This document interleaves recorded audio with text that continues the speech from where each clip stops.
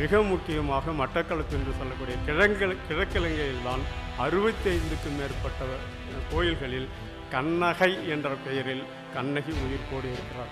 ஆக தமிழ் பௌத்தர்களாக அங்கு போய் சேர்ந்தவர்கள் தான் சிங்களவர்களுடைய அவர்கள் பேசுகின்ற அந்த சிங்கள மொழி என்பது இந்தோ ஆரிய மொழி. அவர்கள் பின்பற்றக்கூடிய மதம் பௌத்த மதம். பண்பாட்டு ரீதியாக அவர்கள் பின்பற்றுவது தமிழர் பண்பாடு. இந்த கேஸ்ட் சொசைட்டி என்பது வெர்டிக்கல் ஹையரார்கிக்கல் சொசைட்டி. பிராமின் தொடங்கி சத்திரிய வரை கடைசியில் சக்கிலியர் வரை ஒரு படிநிலைப்பட்ட சமூகம். அந்த படிநிலையில் அகமன உருவாக்கம் இருக்கும், தீட்டு தீண்டாமை இருக்கும், ஒடுக்குதல் ஒதுக்குதல், இப்படி நிறைய அம்சங்கள் இருக்குது பார்க்குறோம்ல. ஆனால் இந்த வட்ட வடிவ சமூகம் மன்னர்கள் காலத்தில் உருவான இந்த சுற்றுமுக சமூகம் என்பது சாதிய சமூகமே கிடையாது. தமிழ் சமூகம் மெல்ல மெல்ல இந்த சாதியத்தை நோக்கி நகரக்கூடிய ஒரு தேவையை ஏற்றுக்கொள்கிறது. காரணம், பார்ப்பனர்களை தமக்கு மேலாக வைத்து இந்த வேள்வி யாகம் இப்படியான விஷயங்களை செய்யக்கூடிய ஒரு பணியை அவர்களுக்கு ஒப்படைத்தார்கள். அதன் காரணமாக அவர்கள் அரசர்களுக்கும் மேலானவர்களாக அமர வைக்கப்பட்டார்கள்.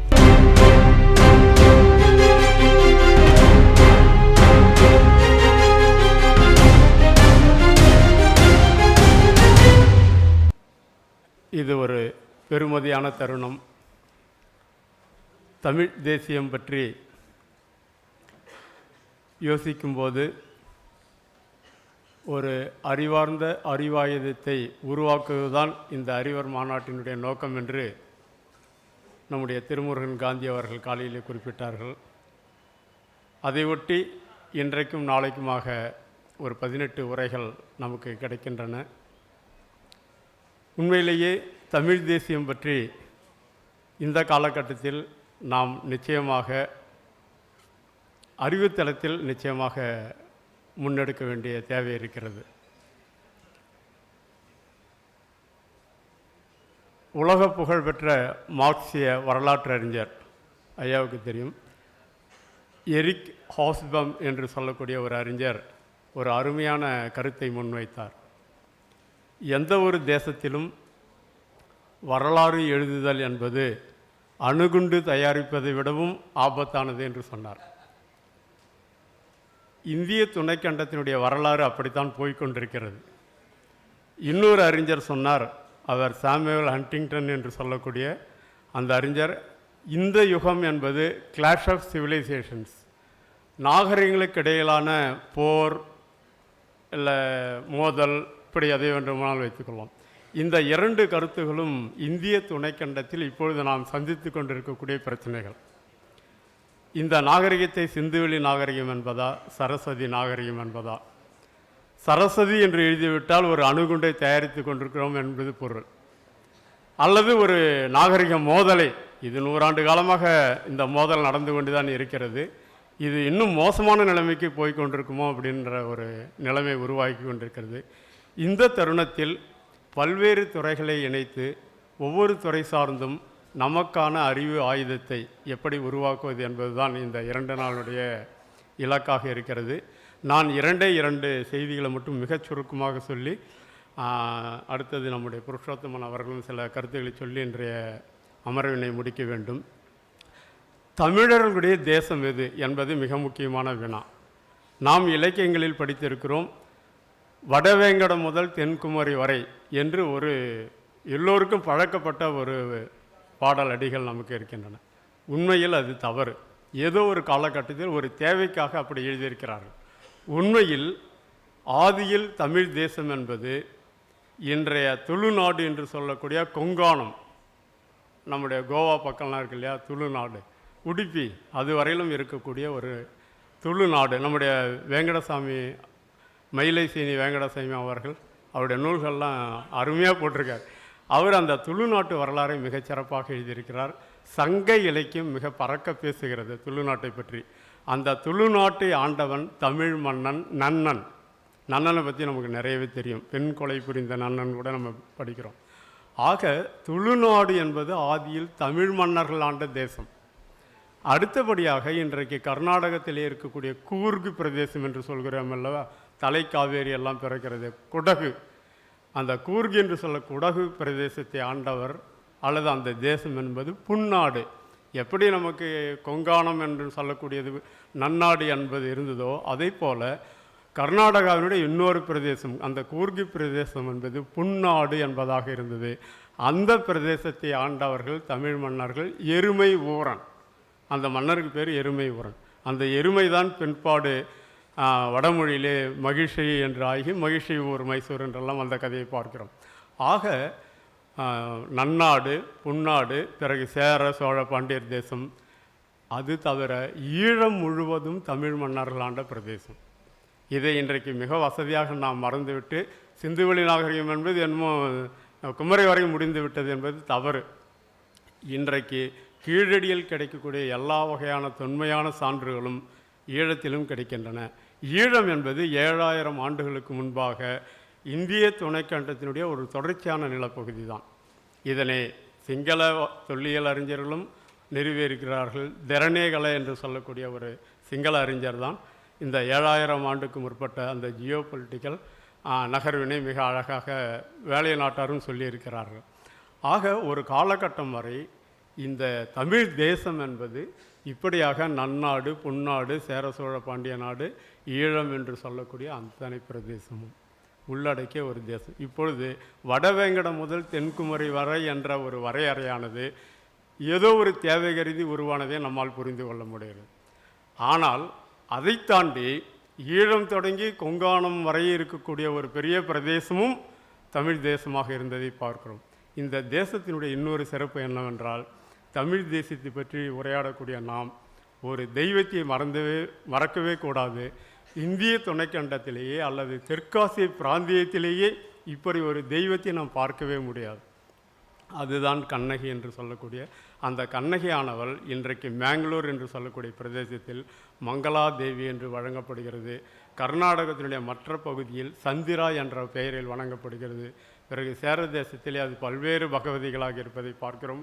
தமிழ்நாட்டிலே வெவ்வேறு பெயர்களிலே, கோயம்புத்தூருடைய சென்ட்ரல் பிளேஸில் கூட கோணியம்மன் அப்படின்றதெல்லாம் இன்னும் பல்வேறு பெயர்கள் இருக்கிறது பார்க்குறோம். ஈழத்திலே யாழ்ப்பாணத்திலே 50க்கும் மேற்பட்ட பெயர்களிலே கண்ணகி இருக்கிறது. ஊர் கிராம பகுதிகளிலே கண்ணகி என்ற பெயர் இருக்கிறது.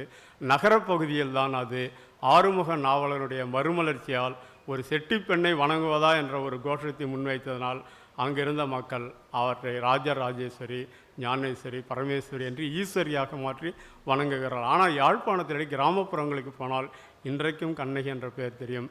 அதைவிட மிக முக்கியமாக மட்டக்களப்பு என்று சொல்லக்கூடிய கிழக்கிழங்கையில்தான் 65க்கும் மேற்பட்ட கோயில்களில் கண்ணகை என்ற பெயரில் கண்ணகி உயிர்ப்போடு இருக்கிறார். ஆக தமிழர்கள் கண்டெடுத்த மிக முக்கியமான தெய்வம் என்பது கிழக்கு இலங்கையில் இருக்கிறது. அதைவிடவும் மிக முக்கியமானது வடக்கில் இருக்கக்கூடிய கிழக்கில் இருக்கக்கூடிய தமிழ் பகுதிகளில் அல்லது தமிழ் மக்களை விடுத்து தென்னிலங்கை முழுவதும் இருக்கக்கூடிய சிங்கள மக்கள் நம்முடைய கண்ணகியை வணங்குகிறார்.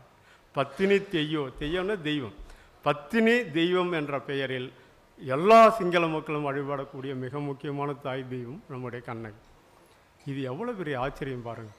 நாம் ஒரு இறையாண்மை சார்ந்து ஈழம், தமிழகம், அப்புறம் மொழி வாரியாக கர்நாடகம், கேரளம், தமிழ்நாடு, ஈழம் என்றெல்லாம் பேசுகிற மொழிய பண்பாட்டு ஆய்வில் ஒரு தாய் தெய்வத்தினுடைய பிரதேசத்தை வரையறுக்கும் போது இவ்வளவு பெரிய பிரதேசத்தில் ஒரு தாய் தெய்வம் கோல் வைக்கக்கூடிய நிலை நம்முடைய கண்ணகி என்றக்கூடிய ஒரு தெய்வம்தான்.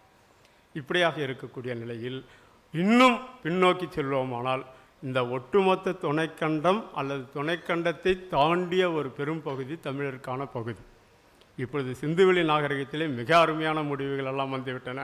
மேற்கு வங்கத்தைச் சேர்ந்த அறிஞர் ஒருவர் இருக்கிறார், பகத்தா அன்சுமலி முக்கோபாத்தியாய் என்று சொல்லக்கூடிய அறிஞர் மிக அற்புதமான ஒரு ஆய்வை செய்திருக்கிறார். அவர் என்ன செய்திருக்கிறார் என்றால், சிந்துவெளி நாகரிகத்துக்கு உரியவர்கள் யார் என்பதை சிந்துவெளியில் ஆராயவில்லை, சிந்துவெளியோடு தொடர்புடைய மெசபடோமிய நாகரிகத்தை ஆராய்ச்சி செய்கிறார். இங்கிருந்த சிந்துவெளியில் இருந்த சிந்துவெளி வணிகர்கள் அவர்கள் கடல் வழியாக நம்முடைய சங்க இலக்கியங்கள் பேசக்கூடிய பெரிய கலன்கள் இருக்கின்றன, அதிலே யானைகளையும் மற்ற வணிகப் பொருட்களையும் நம்முடைய சங்க இலக்கியத்தில் வரக்கூடிய மணிகள் மற்ற வணிகப் பொருட்களை கொண்டு போய் அங்கு வணிகம் செய்திருக்கிறார்கள். அப்படியான காலகட்டத்தில் இந்த யானையினுடைய பல், இப்போ கூட நம்ம கிராமப்புறங்களில் மாடு வாங்கும்போது பல் பிடித்து அதன் வயதை மதிப்பிட்டு விலை பேசி அந்த மாட்டை வாங்குவார்கள். எந்த காரணத்தினாலோ அந்த யானையினுடைய பல் என்ற சொல் மெசொப்பொட்டேமிய நாகரிகத்துக்கு போய் சேர்ந்து விட்டது. அது இன்று வரை அங்கு பத்திரமாக இருக்கிறது. அந்த மொழியில் அந்த தொல்லியல் சான்றுகளில் பல் என்ற சொல்லை கண்டுபிடித்து விட்டார். பிறகு பிள்ளையார் என்ற ஒரு சொல்லையும் அவர் கண்டுபிடித்திருக்கிறார். இதுவரை நம்முடைய அறிஞர்கள் என்ன, குறிப்பாக தோப்பா அவர்கள் அழகாக சொல்வார், வாதாபியிலிருந்து வந்த சமண வணிகர்கள் இந்த விநாயகரை இங்கு கொண்டு வந்தார்கள் என்று சொல்வார். ஆனால் இப்பொழுது இருக்கக்கூடிய தொல்லியல் ஆய்வில் பகத்தா அன்சுமலி முக்கப்பாத்தியார் என்ன சொல்கிறார் என்றால், பிள்ளையார் என்பது தமிழ் கடவுள், பல் என்பதும் தமிழ்ச்சொல், சிந்து வெளியில் பேசப்பட்டது திராவிட மொழியாக இருக்கலாமோ என்ற அஸ்கோபர்போலாவின் ஐராவத மகாதேவன் போன்றவருடைய ஊகங்களை எல்லாம் தவிடுபொடியாக்கிவிட்டு அங்கு பேசப்பட்டது தமிழ் மொழி என்பதை நிறைவேறுகிறார். இதை நான் சொல்லவில்லை, வீட்டுக்கு போய் நீங்கள் கூகுளில் சர்ச் பண்ணுங்கள். பகத்தா அன்சுமலி முக்கப்பாத்தியா என்று சொல்லக்கூடிய பெயரை அடித்தால் அவர் எழுதியிருக்கக்கூடிய மிக முக்கியமான 2 கட்டுரைகள் வரும். அவர் பெங்களூரிலே இருக்கக்கூடிய ஒரு கணினி அறிஞர். இன்னும் அங்கே இருக்கக்கூடிய அந்த 4000க்கும் மேற்பட்ட முத்திரைகளை எல்லாம் வேறு விதமாக கம்ப்யூட்டர் அனாலிசிஸ் செய்து தொடர்ச்சியாக ஆய்வு செய்து கொண்டிருக்கிறார். பிறகு பிராகி மொழி நமக்கெல்லாம் தெரியும், இந்திய துணைக்கண்டத்துக்கு அப்பால் பாகிஸ்தானிலே பேசக்கூடிய ஒரு மொழி. இன்னும் ஒரு ஆய்வு தான் நம் கவனத்தை ஈர்க்கிறது. அது என்னவென்றால் பாலகிருஷ்ணன் செய்திருக்கக்கூடிய ஆய்வு. அந்த ஆய்வினுடைய ஒரு முடிவை நான் இங்கு சொல்லலாம் என்று நினைக்கிறேன். ஐயா நிச்சயமாக அதை ஏற்றுக்கொள்வார். அவருடைய மிக முக்கியமான கண்டுபிடிப்பு என்னவென்றால், சர் ஜான் மார்ஷல் அவர்கள் 1924 உலகுக்கு அறிவித்த பிறகு இந்த 100 ஆண்டுகளில் ஏராளமான அறிஞர்கள், குறிப்பாக ஒரு அறிஞர் இருக்கிறார், ஜார்ஜ் பொஷல் என்று சொல்லக்கூடிய பென்சில்வேனியா மானிடவியல் அறிஞர். அவர் 2 பெரிய தொகுதியெல்லாம் போட்டிருக்கார். நிறைய அறிஞர்கள் ஆய்வு செய்திருக்கார். எந்த அறிஞராலும் கண்டுபிடிக்க முடியாத ஒரு பெரிய உண்மையை அவர் கண்டுபிடித்திருக்கார். அந்த உண்மை என்னவென்றால், அவர் மிக முக்கியமான ஒரு முக்கோணத்தை போட்டு காட்டுகிறார். சிந்துவெளியில் கீழடி இருக்கிறது, சங்க இலக்கியம் இருக்கிறது என்று சொல்கிறார். பிறகு கீழடியில் என்ன இருக்கிறது என்றால், சிந்துவெளி இருக்கிறது, சங்க இலக்கியம் இருக்கிறது. சங்க இலக்கியத்துக்குள் என்ன இருக்கிறது என்றால், சிந்துவெளியும் இருக்கிறது, கீழடியும் இருக்கிறது. இது ஒரு மகத்தான கண்டுபிடிப்பு. இதுவரை எந்த ஒரு உலக அறிஞரும் இதை ஏன் கண்டுபிடிக்க முடியவில்லை என்றால், சங்க இலக்கியம் அவர்களுக்கு தெரியாது போனது தான். சங்க இலக்கிய மாணவராக இவர் இருந்து அதனை முழுமையாக முறையாக கற்றதினால் சங்க இலக்கியத்தில் வரக்கூடிய 100கணக்கான இடப்பெயர்கள் இன்றைக்கு ஆப்கானிஸ்தானம் தொடங்கி பாகிஸ்தானம், வடமேற்கு இந்தியா, அந்த பிரதேசத்தில் சிந்துவெளி பிரதேசம் என்று சொல்லக்கூடிய பிரதேசம் இன்றைக்கு 15 லட்சம் சதுர கிலோமீட்டர் பரப்பில் விரிந்திருக்கிறது. அந்த 15 லட்சம் சதுர கிலோமீட்டர் பரப்பிலும் சங்க இலக்கியத்தில் வரக்கூடிய இடப்பெயர்கள், ஆறுகளின் பெயர்கள், மலைகளின் பெயர்கள், புலவர்களின் பெயர்கள், மன்னர்களின் பெயர்கள், இப்படியான பல்வேறு பெயர்கள் அங்கு இருக்கின்றன. அங்கே போனால் வஞ்சியை பார்க்கலாம், கோவலனை பார்க்கலாம், கண்ணகி பார்க்கலாம். இப்படி இந்த எல்லா வகையான பெயர்களும் அங்கு இடப்பெயர்களாக இருக்கின்றன. இது ஒரு பெரிய அதிசயம். சர் ஜான் மார்ஷல் என்ன சொன்னார், மண்ணுக்கடியில் இது அழிந்துவிட்ட நாகரிகம் என்று சொன்னார். ஆனால் சங்க இலக்கிய மரபு என்பது இன்றைக்கும் வாழும் மரபாக நம்மிடம் தொடர்ந்து வரக்கூடிய மரபாக இருப்பதனால் இப்பொழுது சிந்துவெளி நாகரிகம் என்பது இன்று வரை வாழக்கூடிய ஒரு நாகரிகமாகவும் இருக்கிறது என்பதை இந்த இடப்பெயர் ஆய்வு மூலம் நாம் கண்டுபிடிக்கிறோம். இப்படியாக தமிழருடைய தொன்மையை நாம் இந்த தமிழ் தேசிய முன்னெடுப்பில் ஒரு அறிவாதியத்தை நாம் உருவாக்கும் போது, ஆதி தமிழர் எங்கே இருக்கிறார் என்றால், ஆப்கானிஸ்தானம் தொடங்கி கிழக்கிழங்கையில் இருக்கக்கூடிய தென்னிலங்கை வரை அந்த சிங்கள மக்களை பற்றி இன்னும் ஒரு அருமையான ஒரு ஆய்வு முடிவு நமக்கு கிடைத்திருக்கிறது.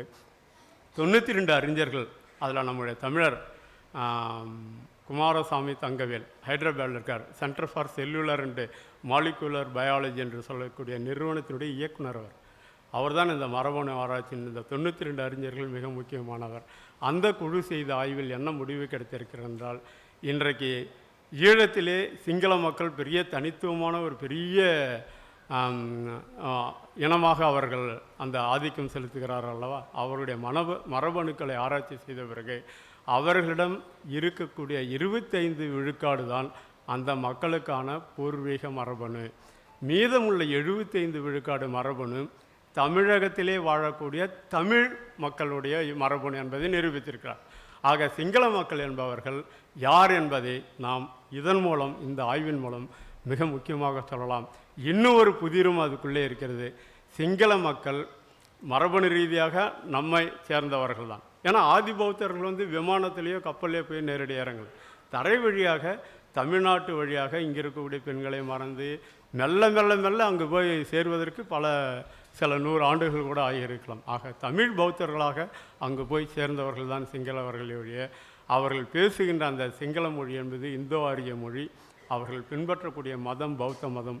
பண்பாட்டு ரீதியாக அவர்கள் பின்பற்றுவது தமிழர் பண்பாடு. குறிப்பாக உறவு முறையைத்தான் பண்பாட்டினுடைய மையமாக, ஒரு உடலுக்கு இதயம் எவ்வளவு முக்கியம் என்பதை நாம் சொல்கிறோம் அல்லவா, அதே போல பண்பாட்டு ஆய்வில் நாங்கள் மிக முக்கியமாக எடுத்துக்கொள்வது உறவு முறை சொற்கள், அந்த உறவு முறையினுடைய கட்டமைப்பு. உலகம் 10,000க்கும் மேற்பட்ட தேசிய இனங்கள் இருக்கக்கூடிய உலகத்தில் வெறும் 6 உறவு முறைகள் தான், அமைப்புகள் தான் இருக்கின்றன. அதில் ஒன்றுக்கு பெயர் திராவிட உறவு முறை. இது மேலை அறிஞர்கள் திராவிட உறவு முறை என்று அவருக்கு தெரிந்த பெயரில் வைத்திருக்கிறார்கள். தமிழர் உறவு முறையோடு எடுத்துக்கொள்ளலாம். இந்த உறவு முறையை தான் சிங்கள மக்கள் பின்பற்றுகிறார்கள். 100க்கு 100 திராவிட உறவு முறையைத்தான் சிங்களர்கள் பின்பற்றுகிறார்கள். அது மட்டுமல்ல, சிங்கள தேசத்தில் இருக்கக்கூடிய வேடர்கள், சிங்களத்திலே வெத்தர்கள் என்று சொல்வார்கள், தமிழர்களே வேடர், அவர்கள் மட்டுமல்ல, ஆஸ்திரேலியாவில் இருக்கக்கூடிய கரைரா என்று சொல்லக்கூடிய, ஆதியில் இந்த புலப்பெயர் கடலோரம் கரையோரம் போயிருந்ததினால் ஒருவேளை கரையாராக கூட இருந்திருக்கலாம். ஆனால் இன்றைக்கு அவர்கள் கரையரா என்ற பெயரிலே அங்கு வாழ்கிறார்கள். அவர்களுடைய உறவு முறையும் இன்றைக்கு நாம் தமிழர்கள் பின்பற்றக்கூடிய உறவு முறையும் ஒன்றுதான் என்பதை பிரமலை கல்லர்களை பற்றி ஆய்வு செய்த பிரெஞ்சு மானிடவியல் அறிஞர் லூயி தூமான் அவர்கள் நிரூபித்திருக்கிறார்.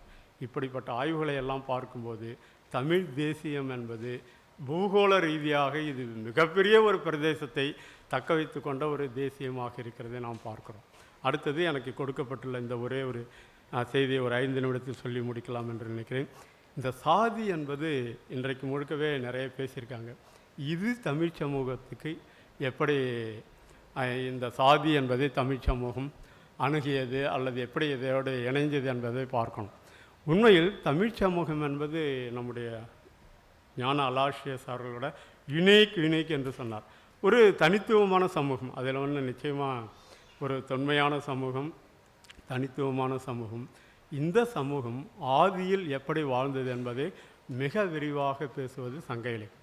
சங்க இலக்கியம் என்பது இலக்கிய வாணர்களுக்குத்தான் இலக்கியமே ஒழிய அது பண்பாட்டு ஆய்வாளர்களுக்கும் மதம் சார்ந்த தத்துவம் சார்ந்த பல்வேறு அறிஞர்களுக்கும் பெரும் பொக்கிஷமாக இருக்கிறது. அதை வைத்து கொண்டு தான் நம்முடைய பேராசிரியர் நெடுஞ்செழியன் அவர்கள் ஆசீவகம் பற்றிய அந்த எண்ணியம் பற்றி மிக அற்புதமான விளக்கங்களை எல்லாம் கொடுத்தார். இன்னும் பல்வேறு அந்த சங்க இலக்கியம் மனிதகுல வரலாற்றை மிக கச்சிதமாக பேசுகிறது. இதை தவிர ஒரு இலக்கியத்தை நாம் உண்மையிலே பார்க்க முடியாது. மனிதகுலத்தில் முதலில் இதெல்லாம் தோன்றியது என்பதை நாம் பேச வேண்டும் என்றால் சங்க இலக்கியம் ஒன்று போதும். ஒட்டுமொத்த மனிதகுல வரலாற்றை எப்படி சார்லஸ் டார்வின் அவர்கள் அமீபா முதல் மாடர்ன் மேன், நவீன மனிதன் வரை ஒரு பரிணாமத்தை காட்டினார் அல்லவா, அதுபோல பண்பாட்டு பரிணாமத்திலும் சமூக பரிணாமத்திலும் ஏற்பட்ட ஒவ்வொரு படிநிலையையும் விளக்கக்கூடிய அற்புதமான தரவுகளை நம்முடைய சங்க இலக்கியம் கொண்டிருக்கிறது. அதிலே நான் மிக வேகமாக 5 நிமிடத்தில் சொல்லுகிறேன். இந்த குறிஞ்சி திணை என்பது ஆதி பொதுவுடைமையை கொண்டிருந்த சமூகம். பிரிமிட்டிவ் கம்யூனிசம் எங்கே இருந்ததுன்னா குறிஞ்சி திணையில் தான். அங்கே இருக்கக்கூடிய காணவர்கள், குறவர்கள், வேடுவர்கள் ஆதி பொதுவுடைமையை அற்புதமாக எல்லாவற்றையும் பாதீடு செய்து கொள்வார்கள்.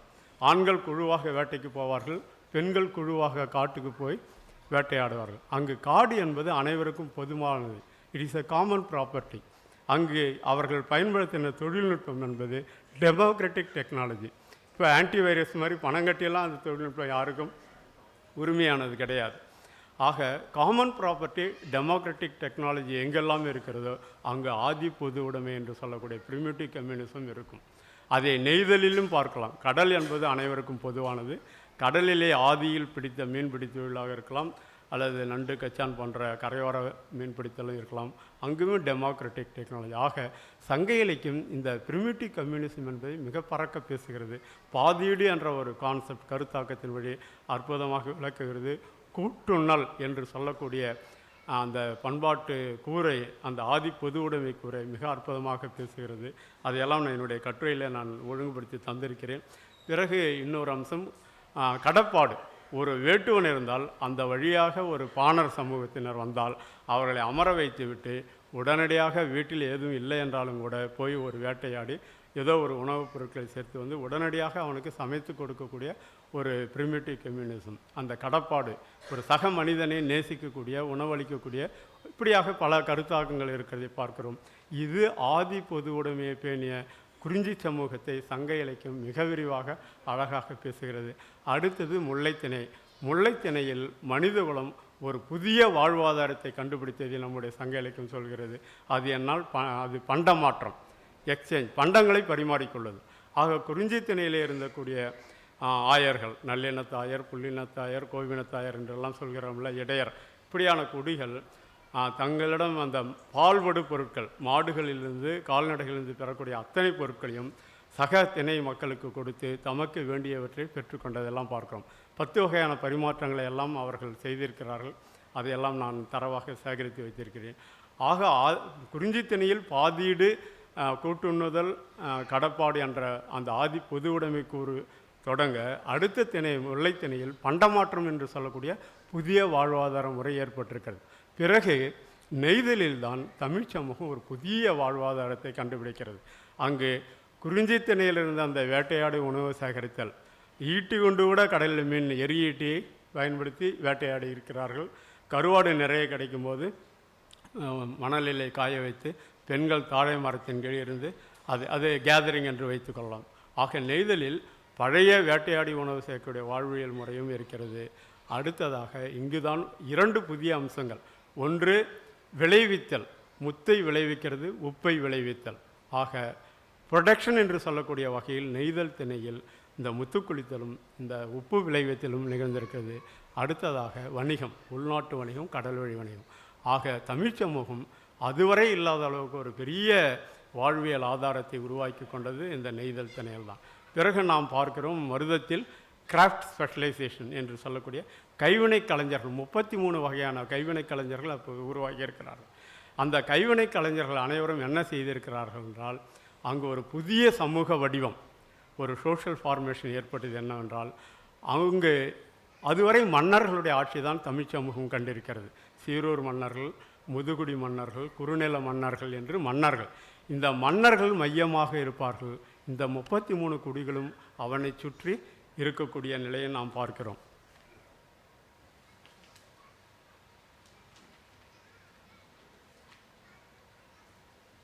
அதனை நாங்கள் சுற்றுமுக சமூகம் என்று வரையறுத்து கொண்டேன். Circular society. இந்த கேஸ்ட் சொசைட்டி என்பது வெர்டிக்கல் ஹையரார்கிக்கல் சொசைட்டி. பிராமின் தொடங்கி சத்திரிய வரை, கடைசியில் சக்கிலியர் வரை ஒரு படிநிலைப்பட்ட சமூகம். அந்த படிநிலையில் அகமன உருவாக்கம் இருக்கும், தீட்டு தீண்டாமை இருக்கும், ஒடுக்குதல் ஒதுக்குதல், இப்படி நிறைய அம்சங்கள் இருக்குது, பார்க்குறோம்ல. ஆனால் இந்த வட்ட வடிவ சமூகம், மன்னர்கள் காலத்தில் உருவான இந்த சுற்றுமுக சமூகம் என்பது சாதிய சமூகமே கிடையாது. அதுவரை தமிழ் சமூகம் குடி என்று தான் அறியப்பட்டது. அதே நாம் கவனத்தில் கொள்ள வேண்டும். அதற்கு நிறைய சான்றுகள் நம்மிடத்தில் இருக்கிறத பார்க்குறோம். தொல்காப்பியம் 2 இடங்களிலே சொல்லுது, நிலப்பெயர் குடிப்பெயர் குழுவின் பெயரே. சொல் 658. மரங்கடை கூட்டிய குடிநிலை சிறந்த, கல் தோன்றி மண் தோன்றா காலத்தே வாளுடு முன் தோன்றிய மூத்த குடி. அப்போ குடி என்பது தொடர்ச்சியாக வர்றது. பிறகு பாணன் பறையன் கடம்பன் துடியன் என இன்னான்களது குடியும் இல்லை. நம்முடைய இவர் பழனிசாரும் சொன்னார் இல்லையா. இப்படி சிறுகுடி என்பது சங்க இலக்கியத்திலே 68 இடங்களிலே இருக்கிறது. முதுகுடி என்ற சொல் புறநானூறிலே 3 இடத்திலும், கலித்தொகையில் 1 இடத்திலும் பார்க்கிறோம். ஆக மருதத்திணையில் அந்த கிராஃப்ட் ஸ்பெஷலைசேஷன் உருவாகும்போது மன்னன் மையமாகும், அவனை சுற்றி இந்த சுற்றுமுகமாக அமைந்திருந்த அந்த சர்க்குலர் சொசைட்டி என்பது மிக அற்புதமான ஒரு சமூக வடிவம். அங்கு அந்த குடிகளுக்கு என்ன வேலை என்பதை ஒரு அருமையான பாடல் இருக்கிறது. புறநானூறு 312. ஈன்று புறந்தருதல் எந்தலை கடனே, சான்றோன் ஆக்குதல் தந்தைக்கு கடனே, வேல்வெடித்து கொடுத்தல் கொல்லருக்கு கடனே, தன்னடை நல்கள் வேந்தற்கு கடனே, ஒளிருவாள் அருஞ்சம முறைக்கு களிரியறிந்து வேர்தல் காளைக்கு கடனே. அப்போ 33 குடிகளுக்கும் என்னென்ன வேலை பகிர்வு, டிவிஷன் ஆஃப் லேபர் இருந்தது என்பதை அந்த காலகட்டத்தை அந்த சுற்றுமுக சமூகம் வரையறுத்து கொண்டிருக்கிறது. அப்போ 33 குடிகளும் 33 வகையான தொழில்களை செய்து அந்த சமூகம் இயங்கிறத பார்க்குறோம். பிறகு இந்த இடத்தில்தான் என்ன நடக்கிறது என்றால், முல்லையில் நாம் பார்த்தோம், பண்டங்களை பரிமாறிக்கொண்டார்கள். பால்படு பொருட்களை கொடுத்து இவர்களுக்கு தேவையான கூழ், மற்ற கறி கல் இப்படியான விஷயங்களை பெற்றுக்கொண்டார்கள். பொருட்களை பரிமாறி கொள்வதற்கு பதில் இந்த மருத திண்ணையில் தொழில்களை பரிமாறிக்கொண்டார்கள். அங்கே பண்டம், இங்கே தொழில். இப்போ நான் வண்ணார்னா நான் மற்ற எல்லாருக்கும் போய் துணி துவைப்பேன், அவர் அம்பட்டார்னா அவர் மற்றவங்களுக்கு வேலை செய்வார். இப்படி ஒவ்வொரு குடியும் தனக்கு தெரிந்த உழைப்பை தொழிலை மற்றவருக்கு பரிமாறிக்கொண்டு அந்த சமூகம் இயல்போடு வாழ்ந்ததை நாம் பார்க்கிறோம். ஆக இந்த சாதிய சமூகம் உருவாகுவதற்கு முன்பாக தமிழ் சமூகம் கண்ட சமூக வடிவம் என்பது சுற்றுவட்ட சமூகம், சர்க்குலர் சொசைட்டி தான். அதில் மன்னன் மையமாக இருப்பான். மற்றபடி இருக்கக்கூடிய அந்த 33 வகையான அந்த கிராஃப்ட் ஸ்பெஷலைசர்ஸ் என்று சொல்லக்கூடிய அந்த தொழில் வினைகளில் பயிற்சி எடுத்த அந்த 33 வகையான குடில்களும் சுற்றுமுகமாக இருந்து இப்படி ஒவ்வொரு கடனை செய்தார்கள். கொல்லருக்கு கடனை, வெந்தருக்கு கடனை பார்க்குறோம். அது ஒரு அற்புதமான பாடல். பிறகுதான் என்ன நடந்தது? சாதி என்பது எப்போது வருகிறது என்றால், தமிழ் சமூகம் இந்த சீரூர் மன்னர்கள், முதுகுடி மன்னர்கள், குறுநில மன்னர்களெல்லாம் அழித்து மூவேந்தர்கள் உருவாகி இந்த தமிழ் நிலத்தை 3 பேரரசுகளாக கட்டமைக்கக்கூடிய ஒரு பெரும் வாய்ப்பு வந்தது. இந்த இடத்தில் ராஜேஷ் கோச்சர் என்று சொல்லக்கூடிய ஒரு வடநாட்டு அறிஞர், இந்த பகதா அன்சுமலி முக்கோபாத்தியாய், இந்த ராஜேஷ் கோச்சர் அஸ்ட்ரோஃபிசிஸ்ட், பெங்களூரில் இருக்கக்கூடிய இந்தியன் இன்ஸ்டியூட் ஆஃப் சயின்ஸில் டைரக்டராக இருந்தவர். அவர் மிக முக்கியமான அறிஞர். நம்ம ஒவ்வொரு தமிழனும் அவருக்கு 1000 முறை கும்பிடலாம். அவர் தான் சொல்கிறார், சரஸ்வதி நாகரிகம் என்பது இந்தியாவிலேயே இல்லை.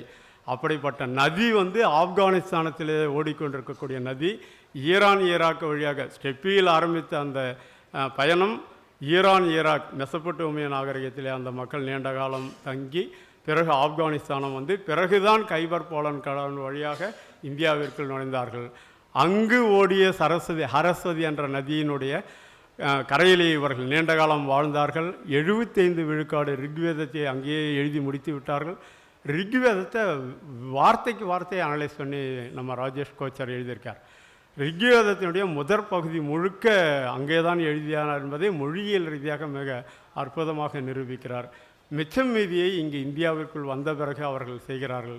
சிந்துவெளி கரையிலே வந்தபோது அவருடைய மீள் நினைவாக ஏற்கனவே நீண்ட காலம் வாழ்ந்த அந்த சரஸ்வதி நதியினுடைய பெயரால் இங்கு ஓடிய நதியை அழைத்தார்கள் என்று அவர்கள் நிறுவுகிறார். அப்போ பகதா அன்சுமலி, பிறகு ராஜேஷ் கோச்சர், இப்படியான இன்னும் பல அறிஞர்கள் எல்லாம் வடபுலத்தில் இருந்தாலும் மேற்கு வங்கத்தைச் சேர்ந்தவர் தானே பகதா, இவர் மகாராஷ்டிராவை சேர்ந்தவர். இவர்களெல்லாம் திராவிடத்தை நிலைநிறுத்தியிருக்கக்கூடிய மிக முக்கியமான அறிஞர். இவர்கள் செய்யாவிட்டாலும் பரவாயில்லை, மேலே அறிஞர்கள் இது வைதிக மக்களுக்கு முன்னால் உருவாக்கப்பட்ட ஒரு நாகரிகம் என்பது மார்ஷலே சொல்லிவிட்டார். அதன் பிறகு பல அறிஞர்கள் சிந்துவெளி நாகரிகம் என்பது ஆரிய நாகரிகத்துக்கு முந்தையது என்பதை சொல்லிவிட்டார்கள். ஆனால் இவர்களெல்லாம் இப்போது நம் காலத்திலேயே இப்போது வாழ்ந்து கொண்டிருக்கிறார். என்னை விட வயதில் இளையவர் பகதா அன்சுமலி, ராஜேஷ் கோச்சர் என்னை விட மூத்தவர். இப்படியான அறிஞர்கள் செய்திருக்கக்கூடிய இந்த ஆய்வுகள் எல்லாம் மிக முக்கியமானது. அவர் சொல்கிறார், அந்த அவஸ்தா மொழியையும் ஒப்பிட்டு காட்டுகிறார். எப்படி பகதா மெசபடோமிய நாகரிகத்துக்கு போய் ஆய்வு செய்தார், சிந்துவெளியை புரிந்து கொள்ள வேண்டுமானால் மெசபடோமியாவை புரிந்து கொள்ள வேண்டும் என்ற ஒரு உள்ளொளி அவருக்கு ஏற்பட்டிருக்கிறது. அதன்படி போனதால் தான் அவர் பிள்ளையார் இப்படியான சொற்கள் மூலம் சிந்துவெளியில் பேசப்பட்டது தமிழ்தான் என்று நிறைவேற்கிறார். ஆனால் அவருடைய கட்டுரையில் டிரிவிடன் லாங்குவேஜ் அப்படின்றது தான் குறிப்பிடுறாங்க. அந்த சொல் தமிழ் சொல்லாக இருக்கிறதுனால நான் அப்படி சொல்கிறேன். பிறகு இங்கே நான் சொல்ல விரும்புவது, இப்போது இந்த வேந்தர்கள் உருவான பிறகு தான் தமிழ் சமூகம் மெல்ல மெல்ல இந்த சாதியத்தை நோக்கி நகரக்கூடிய ஒரு தேவையை ஏற்றுக்கொள்கிறது. காரணம், இந்த மூவேந்தர்கள் காலையில் பல பேர் அதை தொட்டி காட்டினாங்க. இந்த பார்ப்பனர்களை தமக்கு மேலாக வைத்து இந்த வேள்வி யாகம் இப்படியான விஷயங்களை செய்யக்கூடிய ஒரு பணியை அவர்களுக்கு ஒப்படைத்தார்கள். அதன் காரணமாக அவர்கள் அரசர்களுக்கும் மேலானவர்களாக அமர வைக்கப்பட்டார்கள். சர்வ அதிகாரம் படைத்தவர் நம்முடைய அரசர், அந்த வேந்தர். வேந்தருக்கு எல்லா அதிகாரமும் இருக்கிறது. ஆனால் சமூகத்தில் சாதாரண மக்களாக இருந்த பிராமணர்கள் இந்த வேள்வி யாகம் செய்யக்கூடிய நிலையிலே அந்த சர்வ அதிகாரம் படைத்த மன்னனுக்கு மேலாக எப்படி அவர் செயல்படுகிறார் என்பதை நான் ஏற்கனவே சொன்னேன் இல்லையா, அந்த லூயி துய்மோன் பிரமலைக்கல்லரை பற்றி ஆராய்ச்சி பண்ணார். அவர் தான் உலகத்தில் இந்த சாதிய முறை எப்படி இயங்குகிறது என்பதை ஹோமோ ஹைரார்கிகஸ் என்று சொல்லக்கூடிய ஒரு ஆய்விலே பெரிய பெரிய கோட்பாடெல்லாம் வைக்கிறாங்க. எல்லா கோட்பாடுகளையும் தவிடுபொடி ஆக்கிறது நம்முடைய சங்க இலக்கிய தரவுகள். சங்க இலக்கியத்தை படித்து விட்டால் ஒட்டுமொத்த மனிதகுல வரலாற்றை துல்லியமாக சின்ன சின்ன படிநிலைகளாக நாம் வரையறுத்து காட்ட முடியும். இந்த ஹோமோ ஹைரார்கிகஸ் புத்தகமாகலாம் சரி, இன்னும் உலகத்தில் இருக்கக்கூடிய பல்வேறு மானிடவியல் அறிஞர்களும் புது புது கோட்பாடுகள் எல்லாம் உருவாக்கி வைக்கிறார். எல்லா கோட்பாடுகளும் இன்று செல்லாத கோட்பாடுகளாக ஆகிவிட்டன. பாலகிருஷ்ணனை போல் நாம் சங்க இலக்கியத்தை முழுமையாக படித்துவிட்டால் பண்பாட்டு பரிணாமத்தையும் சமூக பரிணாமத்தையும் முழுமையாக உள்வாங்கி புதிய கோட்பாட்டை சொல்ல முடியும். அந்த அளவுக்கு சங்க இலக்கியம் ஏராளமான இந்த சமூக பண்பாட்டு மதம் தத்துவம் சார்ந்த அழகியல் கலை சார்ந்த ஏராளமான விஷயங்களை தன்னுள் கொண்டிருக்கிறது. இந்த பாணர்களும் புலவர்களும் எப்படித்தான் இதை பதிவு செய்தார்கள் என்று உண்மையிலேயே ஒவ்வொரு நாளும் நான் 4 மணிக்கு விழிக்கும்போது ஆச்சரியப்படுவேன். அவன் போகிற போக்கில் எழுதிட்டான். மனிதகுலத்தில் முதல்ல யார் பூசாரியாக இருந்திருப்பாள் அப்படின்னு யோசித்தோம்னா உலகத்தில் யாருக்கும் அதுக்கு பதில் சொல்கிறது இல்லை. ஆனால் நம்முடைய வேட்டு வரி தான் சொல்லுது. அப்போ கண்ணகியும் கோவலனும் மதுரை நோக்கி போய்கொண்டிருக்கக்கூடிய நேரத்தில் அந்த எயினருடைய அந்த சோலையில் களைப்பில் உட்காடுறாங்க. உடனே கொற்றவை அலங்காரம் பண்ணியிருக்கக்கூடிய சாலினி அவங்கள பார்த்துட்டு கொஞ்ச நேரம் பொறுத்து, கொங்கமர் செல்வியே குடமலையாட்டிய தென்தமிழ் பாவியே உலகமெல்லாம் போற்றும் திருமாமணியாய் வருவாய் அப்படின்னு சொல்கிறாங்க. அந்த ஒரு பெண் வருவதற்கக்கூடிய அந்த முறை இன்றைக்கும் தமிழ்நாட்டுடைய சிற்றூர்களில் கிராமங்களில் பெண்கள் குறி சொல்வதாக இருக்கிறதை பார்க்கும். ஆக சங்க மரபு என்பது அற்றுப்போய்விட்ட எக்ஸ்டிங்க்டான ஒரு மரபு கிடையாது. அதை போல் பல நூறு கூறுகளை நாம் சொல்ல முடியும். அப்போ அவங்க தான் சொல்கிறாங்க, நீ உலகமே போற்றக்கூடிய ஒரு பெரிய தெய்வமாக வரப்போகிற அப்படின்னு சொல்கிறாங்க. அப்போ கீழ்குளத்தைச் சேர்ந்த எயினர்குடியைச் சேர்ந்த ஒரு பெண் அந்த காலத்திலே உயர்குடியைச் சேர்ந்த கோவலனுடைய அப்பாவுக்கும் மாசாத்துவானுக்கும் கப்பல் இருக்கிறது, கண்ணகியோட அப்பாவுக்கும் கப்பல் இருக்குது. ஒரு உயர்ந்த குடியை பார்த்து கீழ்குடியைச் சேர்ந்த பெண் நீ தெய்வமாய் வருவாய் அப்படின்னு சொல்லக்கூடிய அதை எப்படி விளக்குறது? இப்படி ஆதியில் பெண் பூசாரி தான் உலகத்தில் முதல் பூசாரியாக இருந்தால் என்பதை நிரூபிப்பதற்கு சங்கம் மருவிய இலக்கியம் உதவுகிறது. பிறகு அதே தமிழ் சமூகத்தில் ஆண்கள் பூசாரியாக உருவாகும்போது என்ன ஒரு டிரான்ஸ்ஃபர்மேஷன் நடக்கிறது என்றால், முதலில் இந்த ஆண்கள் பெண்களைப் போல சேலை கட்டி கொண்டு தான் பூசாரியாக இருந்திருக்கிறார்கள். பிறகுதான் குயவர்கள் மற்றவர்கள் எல்லாம் வேலன்மாரெல்லாம் பூசாரி ஆண் உருவத்திலேயே வந்திருக்கிறார். இப்படி அற்புதமான படிநிலைகளை எல்லாம் சொல்கிறது. பிறகு மானிடவியல் ஆய்வுகளே மகத்தான ஒரு தேடுதல் என்னவென்றால், உலகத்தில் இருக்கக்கூடிய தாய்வழி சமூகங்களை பற்றி. தாய்வழி சமூகம் என்றால் என்ன, அதனுடைய முக்கியமான பண்புகள் என்ன, அப்படிப்பட்ட ஆராய்ச்சியில் சங்க இலக்கியம் மிக அற்புதமான தரவுகளை கொண்டிருக்கிறது. அந்த தாய்வழி சமூகம் எப்படி மெல்ல மெல்ல அழிக்கப்பட்டு ஒரு ஆன்மீக சமூகம் உருவாக்கப்பட்டது என்பதை சொல்லக்கூடிய ஒரு தரவும் நம்முடைய தமிழ் இலக்கியத்தில் தான் இருக்கிறது. அது வாய்மொழி இலக்கியமாக இருக்கிறது. தமிழ் சமூகத்தினுடைய முதல் குடி குறவர் என்பதை நாம் தெரியும். அவங்க பேசின கிளைமொழி தான் முதல் தமிழின் கிளைமொழி. அவங்க தான் அழகாக சொல்கிறாங்க, குறத்தி பிள்ளை வர குறவன் மருந்து தென்பான். எவ்வளோ அருமையானது! குறத்தி தான், அந்த பெண் தான் குழந்தையை பெற்றாகணும். ஆனால் அவனுடைய கணவனாகிய அந்த ஆண் குறவன் மருந்து திங்கிறான்.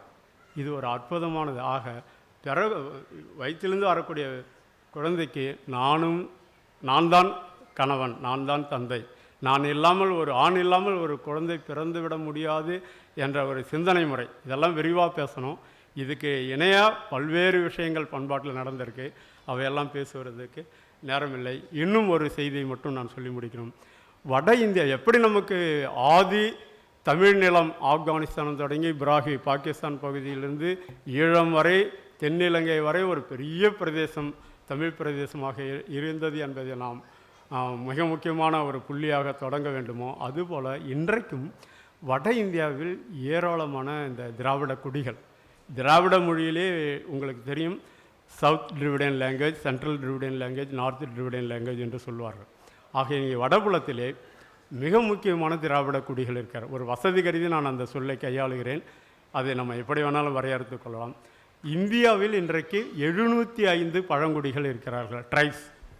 அந்த 705 பழங்குடிகளிலேயே 2வது மிக பெரிய பழங்குடி இந்த கோண்டு பழங்குடி.